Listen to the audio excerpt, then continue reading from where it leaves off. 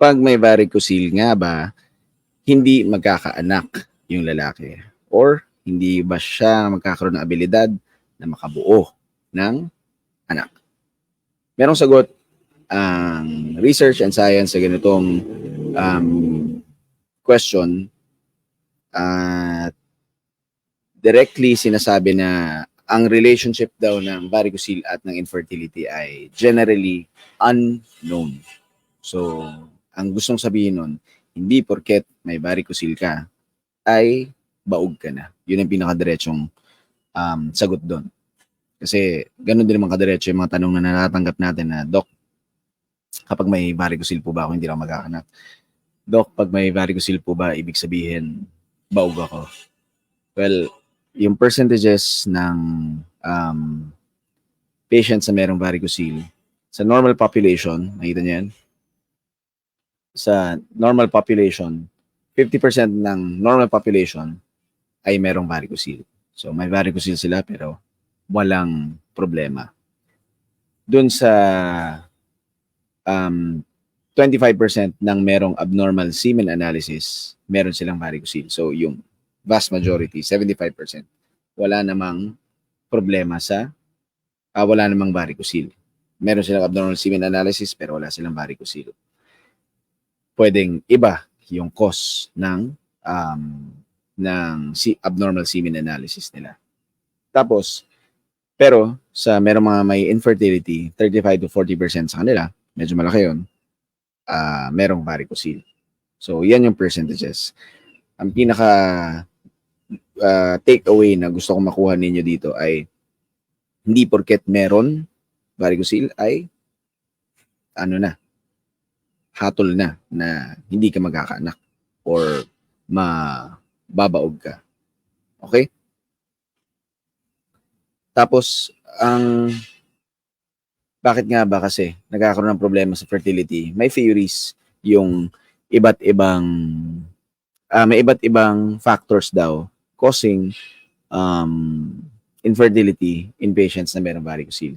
Number one is nagkakaroon ng temperature changes. Kapag hindi maganda yung outflow ng dugo sa testis, which dumadaan dun sa veins na lumalaki, umiinit daw mismo yung bayag. Very, very sensitive ang spermatogenesis sa temperature changes. Kaya 1 degree Celsius ng change, nakakaroon na ng abnormal semen analysis yung ibang patients. Kapag hindi rin maganda yung daloy ng dugo, ibig sabihin bumababa ang O2, oxygen sa bayag, also affecting spermatogenesis. At hindi rin na ilalabas yung mga toxic metabolites, also affecting spermatogenesis. And ultimately, nagkakaroon ng DNA damage at nagkakaroon na ng infertility yung pasyenteng may varicocele. Hindi lahat yung percentage, 35 to 40% ng patients na merong infertility. Okay? So yung exact association nila, unknown.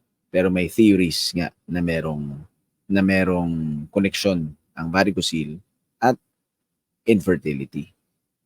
Ang kinaganda niyan, yung sa mga malalaking pag-aaral, may mga meta-analysis na nagsasabi na pag ni-reverse mo yung varicocele, nagkakaroon ng improvements doon sa semen analysis ng patients, sa parameters ng semen analysis ng patients, pagkatapos ng varicocele. So, ang theory doon, kapag inoperahan yung varicocele with varicocelectomy, nare-reverse niya yung DNA damage at na-improve niya yung overall survival ng sperm. Kaya bumubuti yung patient after varicocelectomy. Doon sa merong problema. Sa merong problema. Kapag walang problema, hindi kailangan galawin. Remember, 15% of patients na normal ay merong ibig sabihin walang problema sa fertility, ay merong varicocele. So, pag ganun, hindi naman basta present lang siya, ay kailangan mo na siyang operahan. Okay? Hello lang tayo. Hello, Tepay. I hope okay na yung problem niya. Okay. Ngayong hapon, Ma'am Girly. Ito, relevant question. Ano next step po or test para malaman kung saan nag-cause ang mababang sperm count? Medyo complex yung investigation ng infertility. Pinapacheck yung hormones, pinapa-ultrasound, pinapaulit ang semen analysis, looking for an obstructive or non-obstructive cause ng azoospermia ng patient or ng abnormal semen analysis. So, depende dun kung ano yung next step. Hindi naman lahat yan opera. Okay? Hindi naman lahat opera. Kailangan lang merong doctor na nagmo-monitor sa inyo in achieving your goals of producing offspring. Okay? There are no other questions. Thank you for watching. Ako po si Doc Drew, urologist. Good afternoon.